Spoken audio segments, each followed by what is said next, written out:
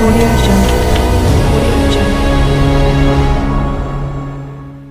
యెషయా గ్రంథము 59వ అధ్యాయము 1వ వచనం నుండి రక్షింపనేరకయుండునట్లు యెహోవా హస్తము కృచకాలేదు, విననేరకయుండునట్లు ఆయన చెవులు మందము కాలేదు.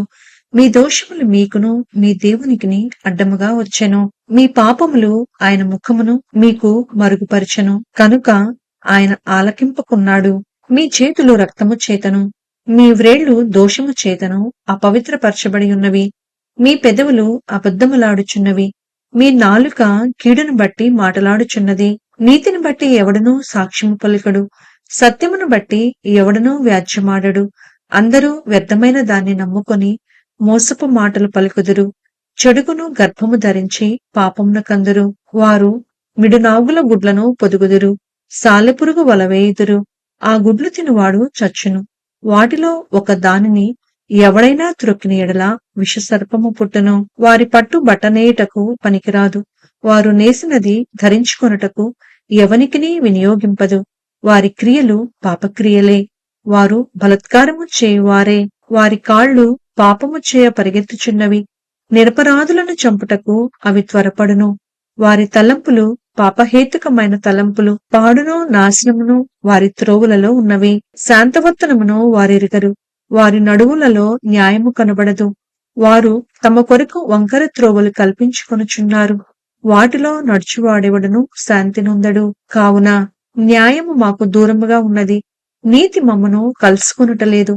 వెలుగు కొరకు మేము కనిపెట్టుకొనుచున్నాము, కాని చీకటియే ప్రాప్తించును. ప్రకాశము కొరకు ఎదురు చూచుచున్నాము, కాని అంధకారంలోనే నడుచుచున్నాము. గోడ కొరకు గ్రుడ్డివారి వలె తరుగులాడుచున్నాము, కన్నులు లేని వారి వలె తడుగులాడుచున్నాము. సంధి చీకటి అందువలనే మధ్యాహ్న కాలమున కాలుజారి పడుచున్నాము. బాగుగా బ్రతుకుచున్న వారిలో నుండి చచ్చిన వారి వలె ఉన్నాము. మేమందరము ఎలుగుబండ్ల వలె బొబ్బరించుచున్నాము, గువ్వల వలె దుఃఖరవము చేయుచున్నాము. న్యాయము కొరకు కాచుకొనుచున్నాము, కాని అది లభించుటలేదు. రక్షణ కొరకు కాచుకొనుచున్నాము, కాని అది మాకు దూరముగా ఉన్నది. మేము చేసిన తిరుగుబాటు క్రియలు నీ ఎదుట విస్తరించి ఉన్నవి. మా పాపములు మా మీద సాక్ష్యము పలుకుచున్నవి.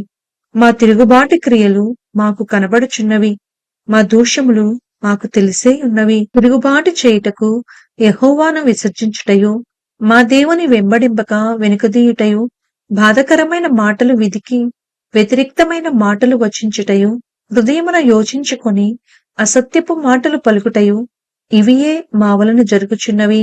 న్యాయమునకు ఆటంకము కలుగుచున్నది, నీతి దూరమున నిలిచుచున్నది. సత్యము సంతవీధిలో పడియున్నది, ధర్మము లోపల ప్రవేశింపనేరదు.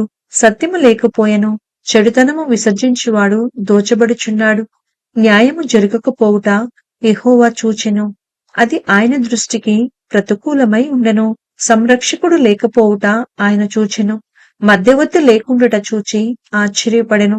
కాబట్టి ఆయన బాహువు ఆయనకు సహాయము చేసెను, ఆయన నీతియే ఆయనకు ఆధారమాయెను.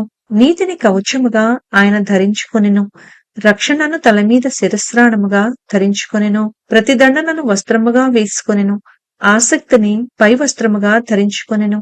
వారి క్రియలను బట్టి ఆయన ప్రతిదండన చేయును. తన శత్రువులకు రౌద్రము చూపును, తన విరోధులకు ప్రతీకారము చేయును, ద్వీపస్తులకు ప్రతీకారము చేయును. పడమటి దిక్కుననున్నవారు యెహోవా నామమునకు భయపడుదురు, సూర్యోదయ దిక్కుననున్నవారు ఆయన మహిమకు భయపడుదురు. యెహోవా పుట్టించు గాలికి కొట్టుకొని పోవు ప్రవాహ జలము వలె ఆయన వచ్చును. సియోను నొద్దకును యాకోబులో తిరుగుబాటు చేయటం మాని మళ్ళుకొనిన వారి యొద్దకును విమోచకుడు వచ్చును. ఇదే యెహోవా వాక్కు. నేను వారితో చేయు నిబంధన ఇది, నీ మీదనున్న నా ఆత్మయు నేను నీ నోట నుంచిన మాటలను నీ నోటి నుండియు నీ పిల్లల నోట నుండియు నీ పిల్లల పిల్లల నోటి నుండియు ఈ కాలము మొదలుకొని ఎల్లప్పుడూ తొలగిపోవు అని యెహోవా సెలవిచ్చుచున్నాడు. యెషయా గ్రంథము 60వ అధ్యాయము 1వ వచనం నుండి నీకు వెలుగు వచ్చియున్నది, లెమ్ము తేజరిల్లుము, యెహోవా మహిమ నీ మీద ఉదయించెను. చూడుము, భూమిని చీకటి కమ్ముచున్నది, కటిక చీకటి జనములను కమ్ముచున్నది. యెహోవా నీ మీద ఉదయించుచున్నాడు, ఆయన మహిమ నీ మీద కనపడుచున్నది. జనములు నీ వెలుగునకు వచ్చెదరు, రాజులు నీ ఉదయకాంతికి వచ్చెదరు. కన్నులెత్తి చుట్టూ చూడుము, వీరందరూ కూడుకొని నీ యొద్దకు వచ్చుచున్నారు. నీ కుమారులు దూరము నుండి వచ్చుచున్నారు, నీ కుమార్తెలు చంకనెత్తబడి వచ్చుచున్నారు. నీవు చూచి ప్రకాశింతువు, నీ గుండె కొట్టుకొనుచు ఉప్పొంగును. సముద్ర వ్యాపారము నీ వైపు త్రిప్పబడును, జనముల ఐశ్వర్యము నీ యొద్దకు వచ్చును. ఒంటెల సమూహము మిద్యాను ఏయిఫాల లేత ఒంటెలను నీ దేశము మీద వ్యాపించును. వారందరూ షేబా నుండి వచ్చెదరు, బంగారమును ధూపద్రవ్యమును తీసుకుని వచ్చెదరు. యెహోవా స్తోత్రములను ప్రకటించెదరు. నీ కొరకు కేదారు గొర్రెమందలన్నీయూ కూడుకొనును. నెబాయోతు పొట్టేళ్లు నీ పరిచర్యకు ఉపయోగములగును. అవి నా బలిపీఠము మీద అంగీకారములగును. నా శృంగార మందిరమును నేను శృంగారించెదను. మేఘము వలెను ఎగయు గువ్వల వలెను గూళ్లకు ఎగసివచ్చు వీరెవరు?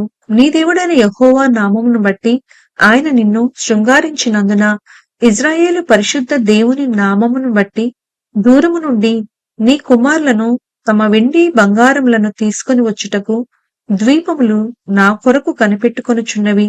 తర్షీషు ఓడలు మొదట వచ్చుచున్నవి. అన్యులు నీ ప్రాకారములను కట్టుదురు, వారి రాజులు నీకు ఉపచారము చేయుదురు. ఏలయనగా నేను కోపపడి నిన్ను కొట్టితిని, కాని కటాక్షించి నీ మీద జాలిపడుచున్నాను.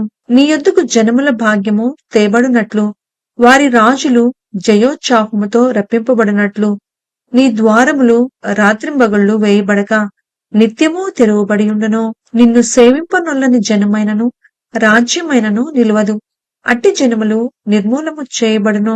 నా పరిశుద్ధాలయపు అలంకారము నిమిత్తమై లెబనోను శ్రేష్టమైన దేవదారు వృక్షములను, సరళ వృక్షములను, గొంజి చెట్లను నీ యొద్దకు తేబడును.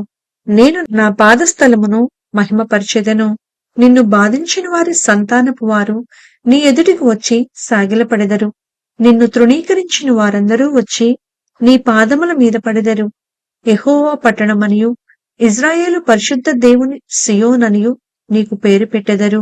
నీవు విసర్జింపబడుటను బట్టియు ద్వేషింపబడుటను బట్టియు ఎవడనూ నీ మార్గమున దాటిపోవుటలేదు.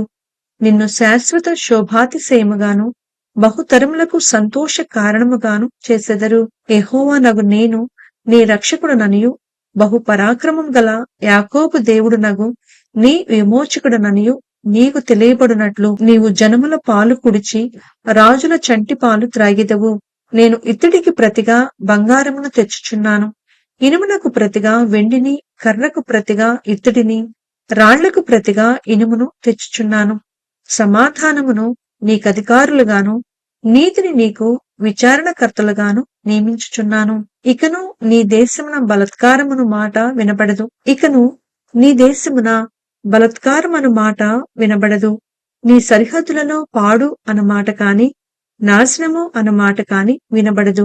రక్షణయే నీకు ప్రాకారములనియు, ప్రఖ్యాతియే నీ కుమ్మములనియు నీవు చెప్పుకొందువు. ఇక మీదట పగలు సూర్యుని ప్రకాశము నీకు వెలుగుగా ఉండదు.